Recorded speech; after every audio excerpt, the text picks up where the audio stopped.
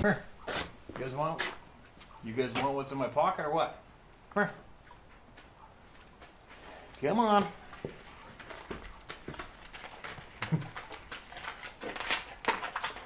What do you think? Huh? These guys are gonna go to private school here pretty quick to get put into wicked shape over the winter.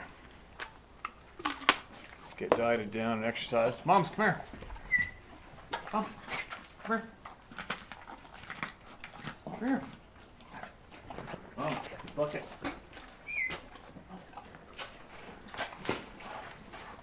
Come on. I don't give them treats very often, like definitely nothing heavy. This is the first time I'm giving them an apple in probably, I don't know, a month and a bit anyway. But I like them, don't you? Hey? Huh? I don't know why they don't stand in here. It's been pouring frickin' rain and they insist on going out and nibbling at what little grass there is. I don't get it. I'd be camping out in here all day long. Hey? Hey, little boy?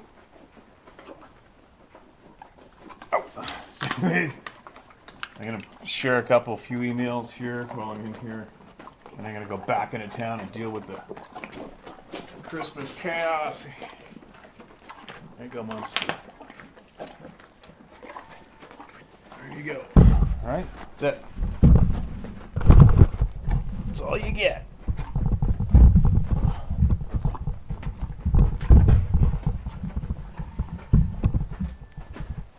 That's it.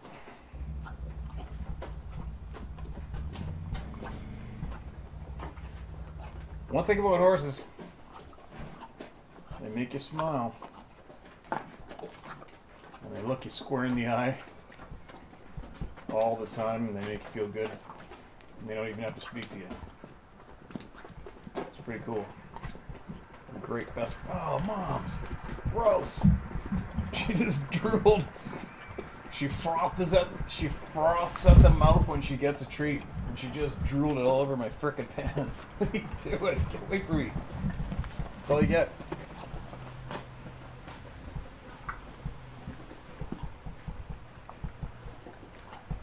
My little boy. Little baby boy. Okay, get out of the way while I read an email, guys, alright?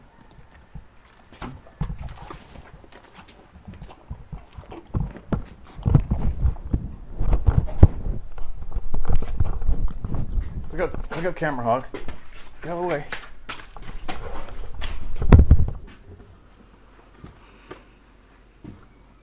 That won't last long. They'll come in and molest me in a second. Alright, let's see what we got here.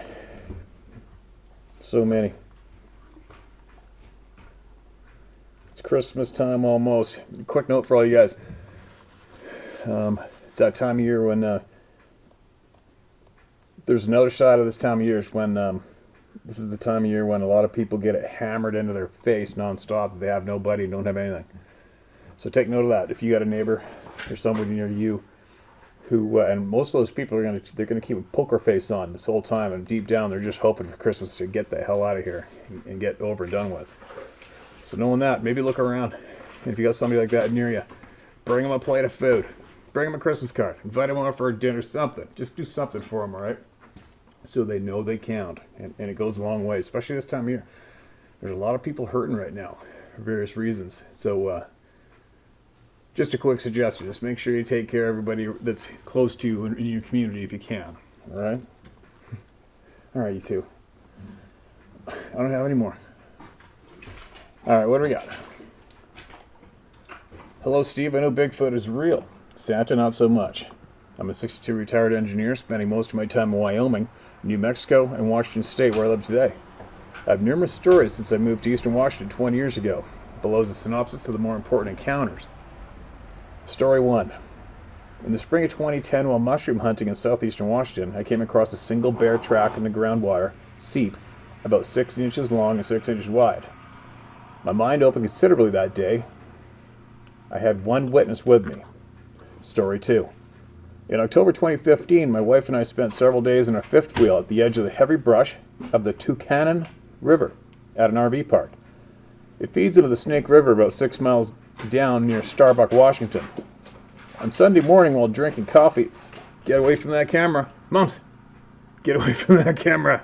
Get away from the camera.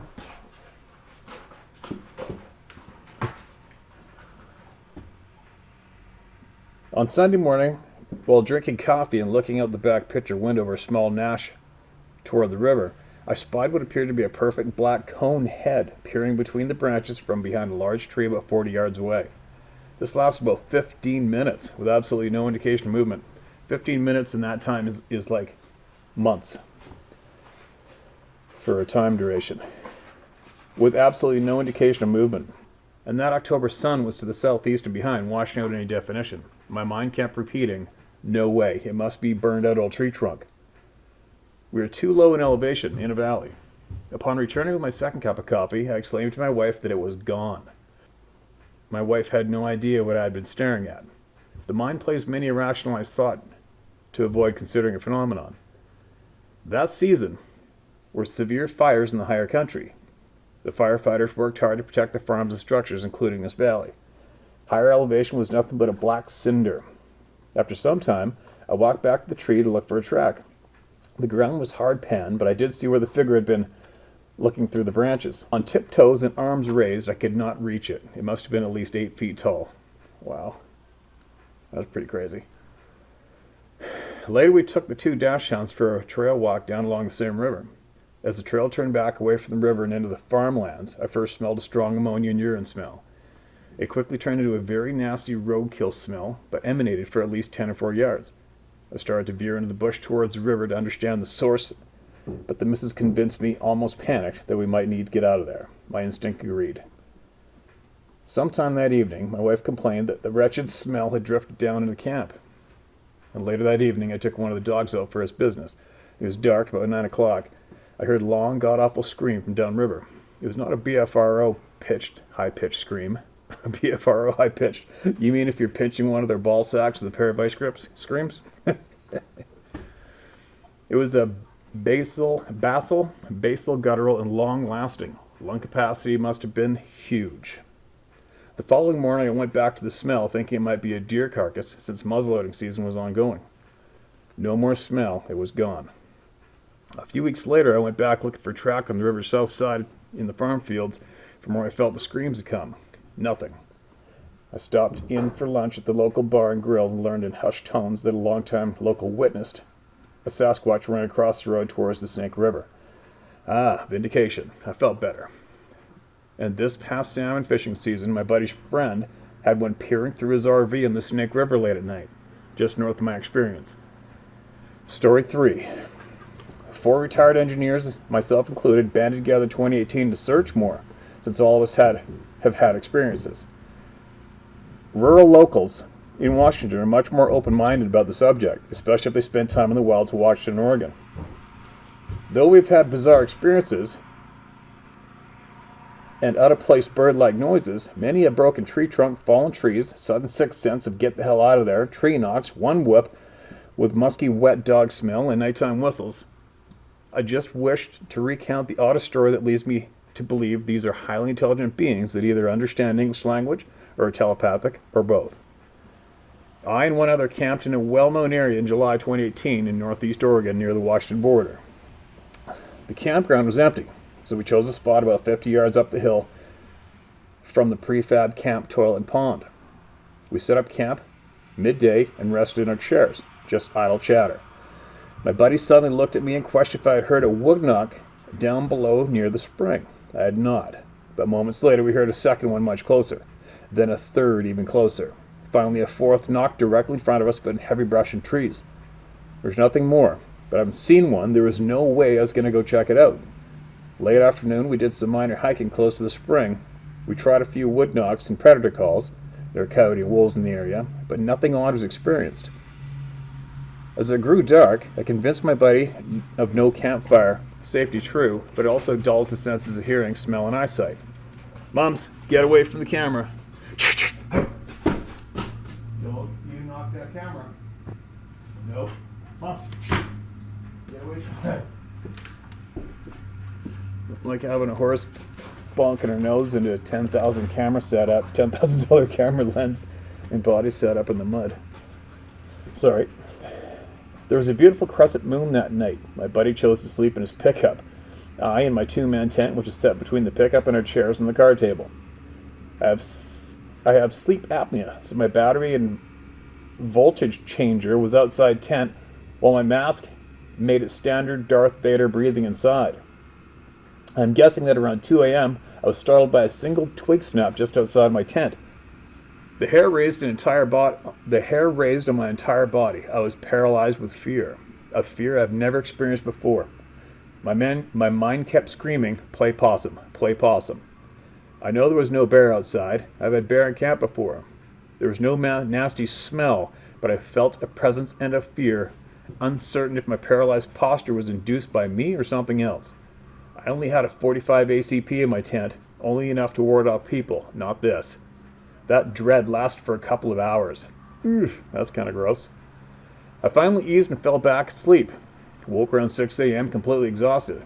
I got up and looked out to see that both my cowboy hat and ball cap were now laying below the card table, brims down in the dirt, softly touching one another and both facing the same direction as where the moon had been that night.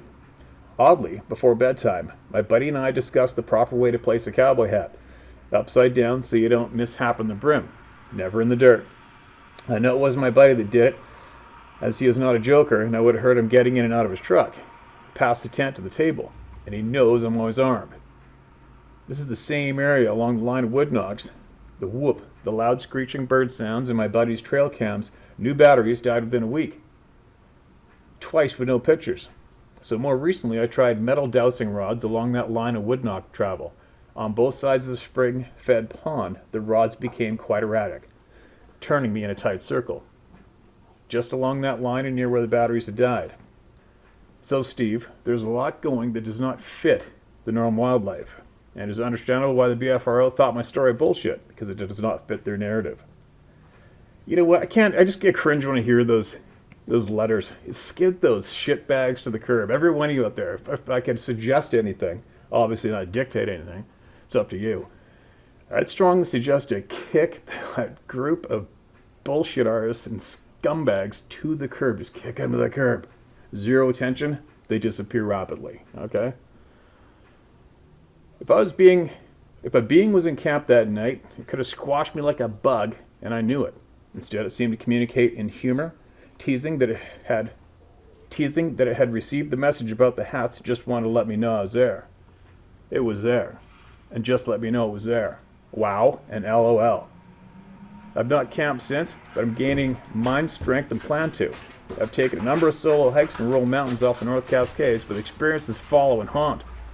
I'm much more aware of my surroundings now, and that can be a good thing.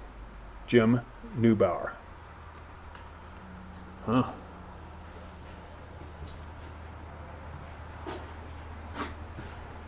Okay, Jim, thanks for that email. That's a pile of experiences you racked up. Holy cow.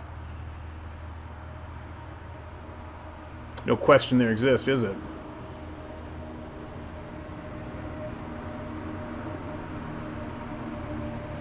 It's funny.